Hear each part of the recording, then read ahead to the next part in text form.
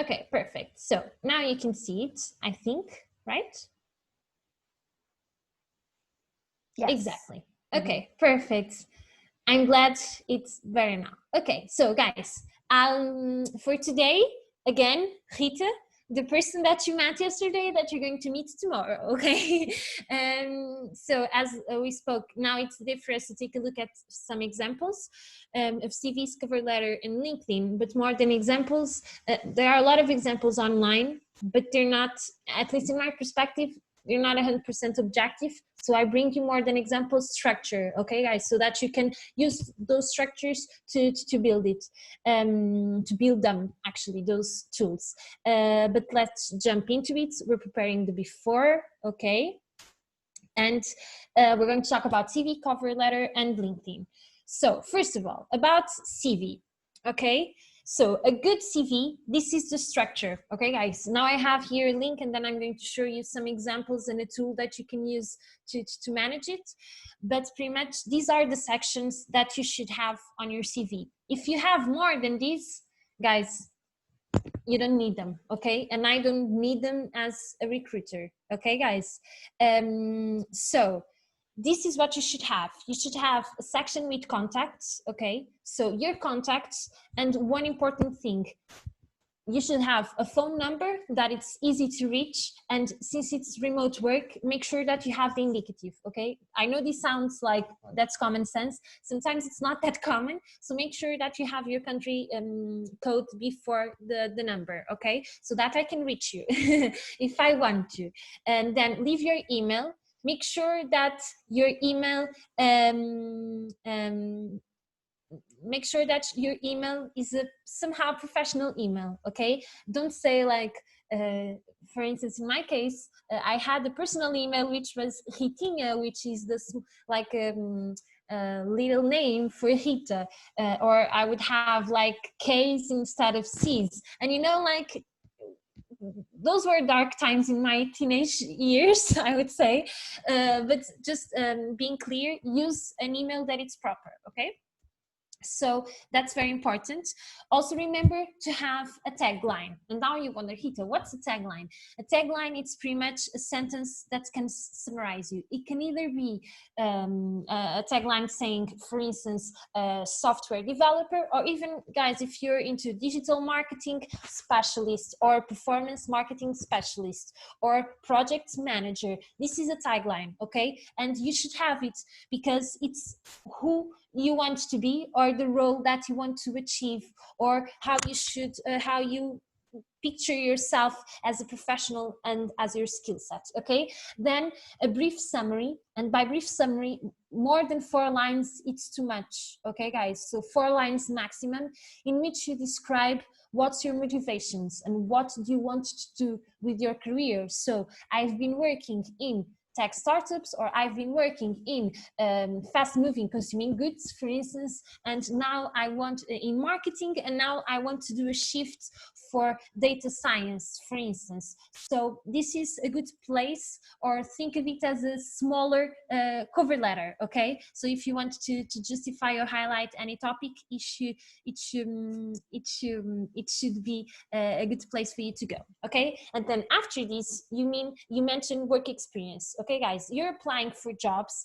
So of course, education, it's important, but never put education before the work experience, because I'm going to take more attention to your education, and that's important. I'm not saying that it's not important, but work experience, it's more important, okay?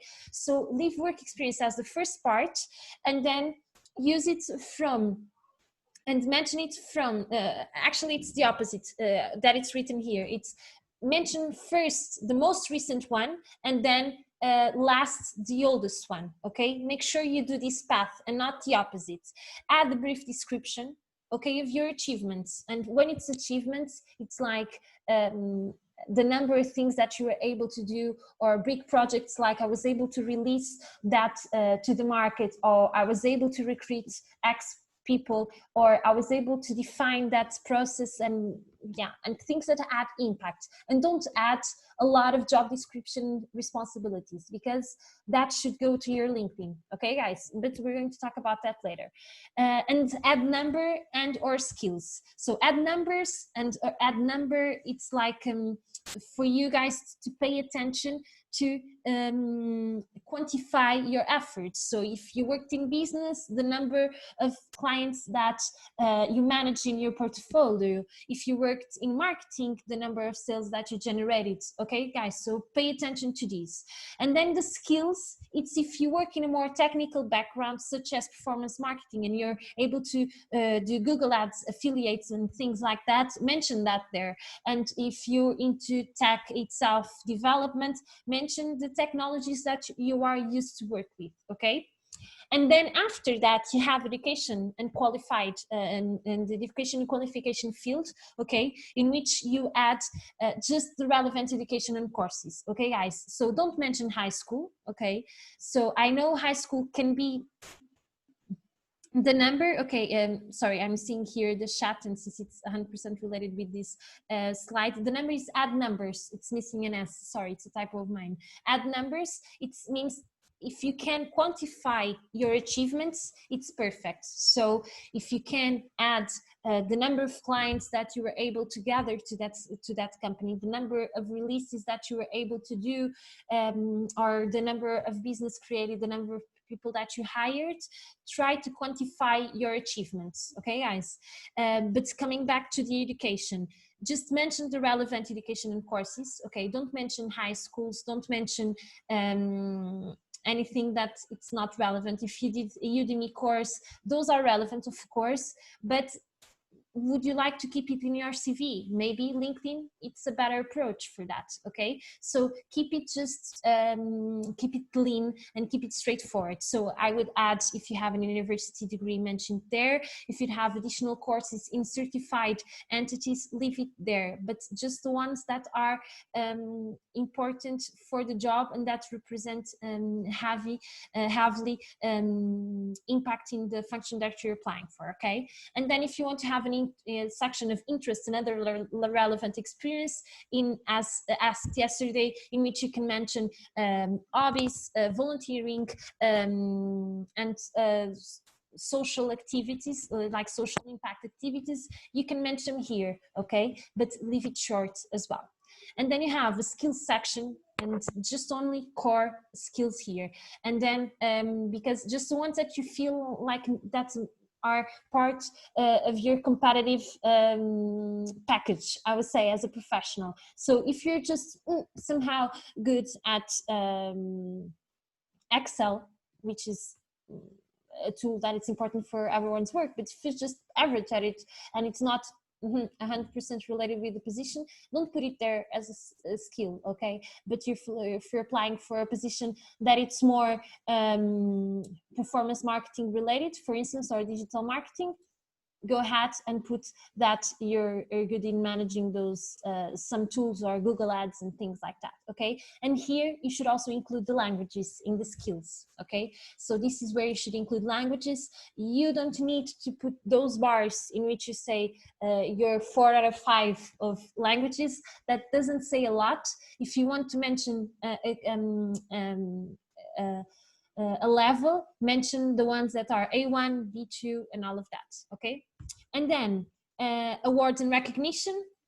This is optional if you have the space and if you feel like those are relevant for the job that you're applying for, but I would say this is optional. Okay, now guys, I'm going to come back here to share with you a tool that I think most of you must know, but I think it's actually a very good source of ideas for CVs. And if you want to build yours from scratch, I'm going to show you here some of the templates that I like, okay, and that I like to receive as well, which is Canva. I think all of you know Canva, okay, guys, because I had some CVs for you from people that I have interviewed, but I didn't feel comfortable to share someone's CV online. So these are some good examples that I want to share with you. Okay, so first of all, they're one page, so it means it's possible. Okay, so For instance, we can take a look. I like this one. It's not super creative and things like that, but I would go for this one, for instance, for someone that it's more into business and wants to be a bit more formal, but you're seeing it's very small. Sorry, I'm going to increase it now.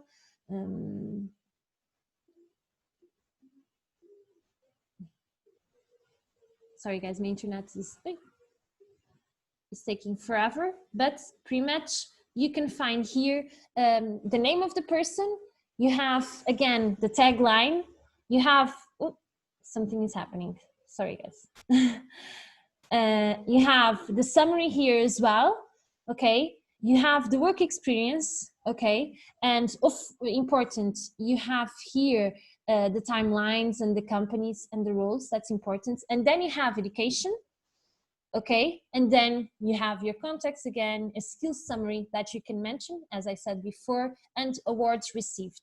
Personally, I don't think these awards have a higher impact, but for instance, this is a good CV this is a kind of CV that I like to read and take a look at, and it's a good example. Okay, then if you want to go for something more less formal, more fun, there are some like that in which you can manage. Okay, so a lot of people from marketing also tend to use some of these as well. I'll just invite you to take a look at Canva, and they have very, very good CV templates. Okay guys, and then in the Q&A I can answer more specific for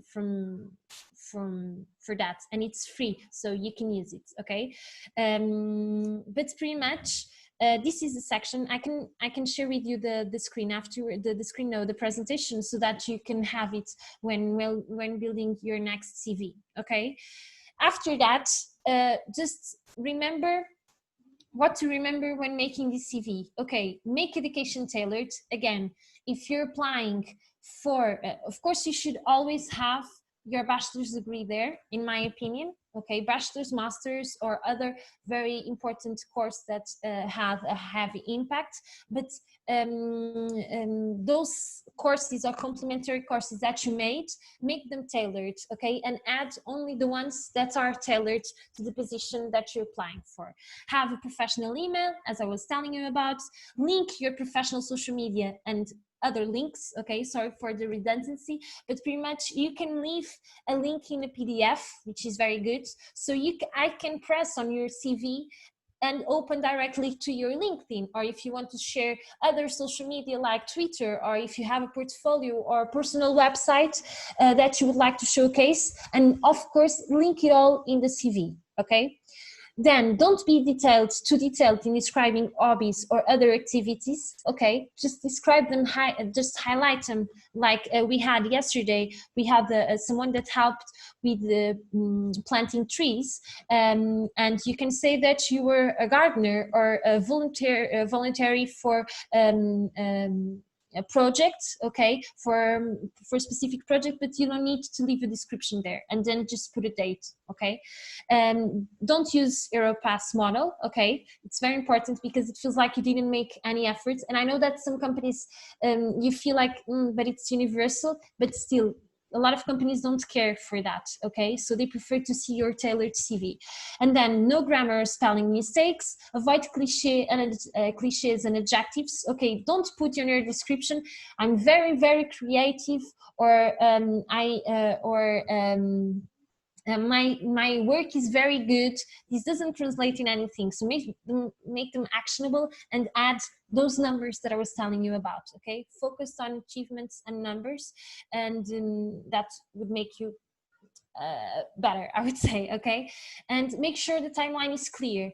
Sometimes we receive CVs in which there are no dates. I cannot understand when was your first or last experience, when it starts in each month or in each year. So make that clear, because your CV is like a timeline, okay? And I want to connect all the dots in a timeline way. So make sure that it's clear, okay, guys? So and avoid leaving empty spaces, and in case you leave them, justify them in the cover letter, okay? So this is the CV, okay? Now we have the cover letter, which is, as we spoke, a complement to that. A cover letter, just before we go to the structure of it, should have a strong opening, okay? You should say in the first paragraph why you want to job, and why you want a job, and why you think that's good for it, you're good for it. If not in the first, in the second paragraph, okay? But it's important that you make it stated in the first half of the cover letter. Be succinct, as we spoke, half a page, it's perfect, and a hiring manager should be able to read it, or hiring manager or recruiter should be able to read it fast and easily, okay? Share an accomplishment that shows you can address the challenges the employer faces, okay? So if you can give a specific example that you think it's related with the challenge of the job you're applying for, go ahead and share it there, okay? You have more space for that. Don't try to be funny, okay? Because we never know, it's cute, but we never know who's on the other side. So make it as objective as possible. Send a generic, avoid sending a generic cover letter, okay? So just saying, I really want this job, and not mentioning the job or the name of the company or all of that. Avoid that. And don't be, I'm very pleased to, no, but don't say or mention to people that you're good, your job is very good, you're very good at your job, and there are cover letters in which it says that. So that's actually, it's a bit weird, because you've never been exposed to that person's job, okay? So don't try to be flattery, try to be professional, and try to be straightforward. Of course, you can say thank you or no, but it depends a lot, okay?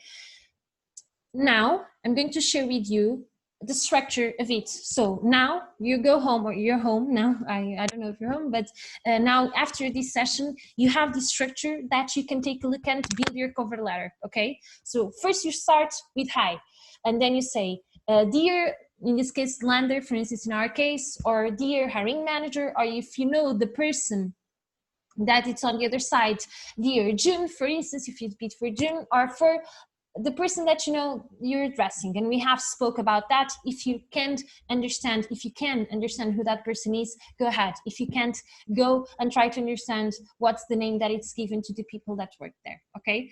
And then you have an opening paragraph and tell how you learned about the position, saying, I found this position on landing jobs on in LinkedIn. I found this position through a colleague of mine, and I'm interested in it because I think it's exactly the next step that I should take for my career, since I'm interested in blah blah blah blah blah blah, and I have experience in blah blah blah blah. Okay, so this is what you should have in your opening paragraph. Your opening paragraph shouldn't have more than 4 sentences, okay, 4 lines, visually speaking.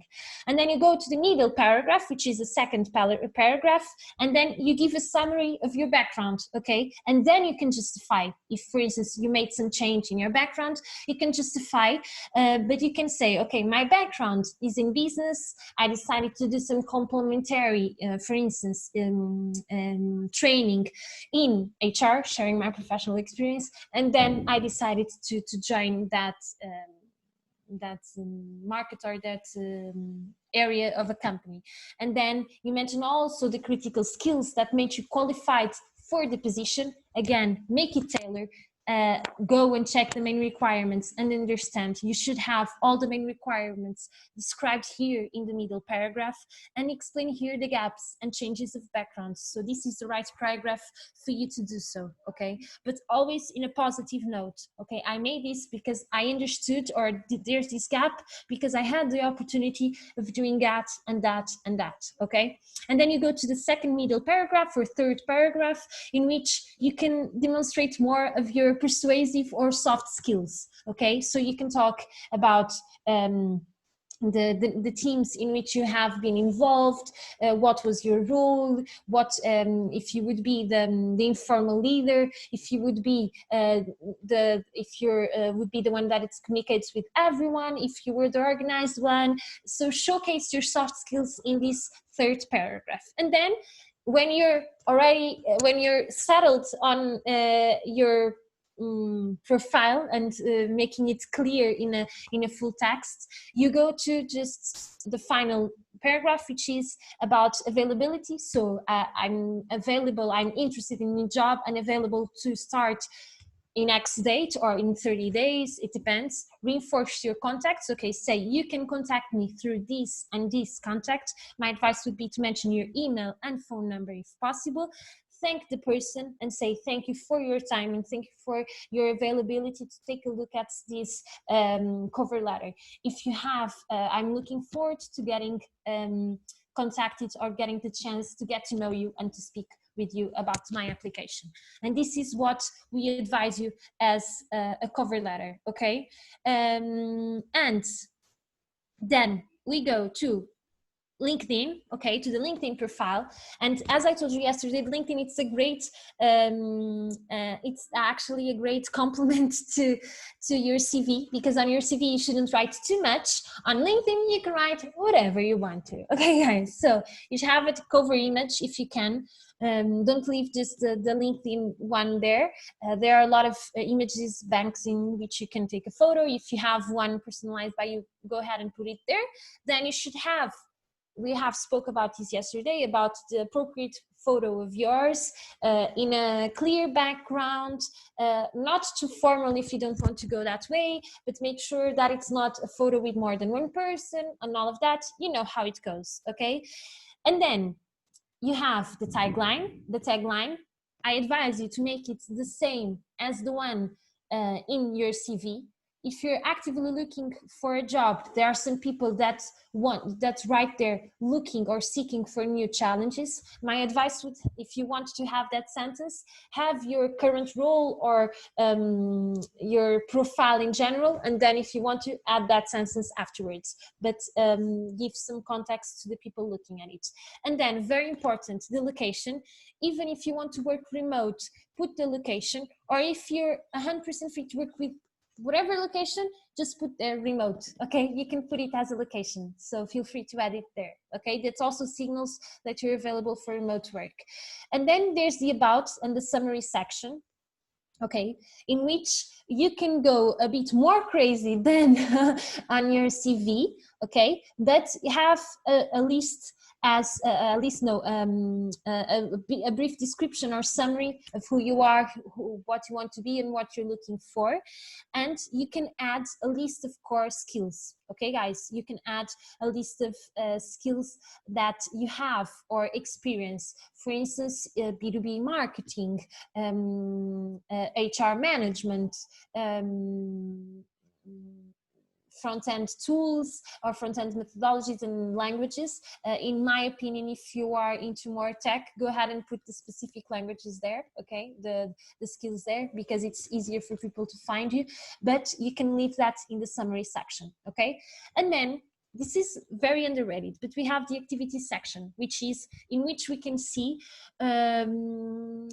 what you liked, what you comment, what you shared, okay? Overall, we can see how active you were on LinkedIn or not, okay? So that allows us to understand, first, if you're engaged in the community, again, the marketing or the personal branding perspective. So it's good for us to understand what are the contributions that you make to the community. So if you can take a look at that and understand and check yours, that's important as well, okay? Again, now after we have this initial part settled, we have the experience, okay? So we have the possibility here to write a description for each one of the experiences that you had, okay? Professional experiences, even if it was within the same company or organization. So in my opinion, you have a lot of space for describing your role, okay, a lot of space for describing your role or your activity there. Go ahead, you can add responsibilities, you can add responsibilities, go ahead. You can also add the achievements, you can add relevant links like posts and social media. A lot of times happens because sometimes there's a PR release from a work that you did, or you want to link the website of the company there. You can also add it to this section, and it's cool because it allows us to see some proof of work, and that's engaging. And then in education, only leave the relevant courses. Again, as we said, don't mention all the courses that you made, like all your Udemy courses. If you want to mention those, leave them in licenses and certifications, okay? Because it's better and more organized. When we go to education, we want to find a degree or a bachelor's or a master's, or even other degrees that are more related with the function that you want to engage with. And then licenses and certifications, you can add a lot of those here. You can go crazy from LinkedIn to Google Ads and all of that. You can add all the certifications here, and it's nice because we can understand how proactive and focused towards recruitment, towards development you are. Okay, so that's cool. And you can add here both technical and non-technical. If you did a public speaking course, you can add it here, and it has a certification, you can add it here. Okay, so you can go all out there. And then you have the skills and endorsements. It's important to be filled, because if it's not filled, we'll find it weird, because skills and endorsements is a section that it's filled by colleagues or people that have worked with you or that want to endorse you. So if it's empty or slightly empty, it's weird. So if you can, just make it a bit more filled. But recruiters don't take a look at it to understand, technically speaking, if it's important or not. They take a look at it as understanding if other people recognize your work, and the same thing with with recommendations. Sorry, guys. So ask for them and also give them, because in your profile we can see the ones that you got, but also the ones that you gave. So that's interesting also for people to understand the kind of mark that they left in your career, but also the opposite. And then in terms of accomplishments, you can also add your personal projects. You can add here your language. You can also here honor and awards. So it's a more numerical part of LinkedIn, but it can also be filled. Okay, guys. And then interests, if you want to, all the likes and all the follows that you make in companies can be left there, and can actually be understand, not understand us, but send us a message to recruiters of what are the companies that you would like to work for, and what are the points of references and the influencers that you consider, and that is a reflection of your profile as well. Okay, and then this is it. Okay, guys, so I tried to make it concise. I can share with June, and then she can share with you all the slides. Now maybe we can go for Q&A. What do you think, June? Yeah, that was amazing. Actually, I took some screenshots.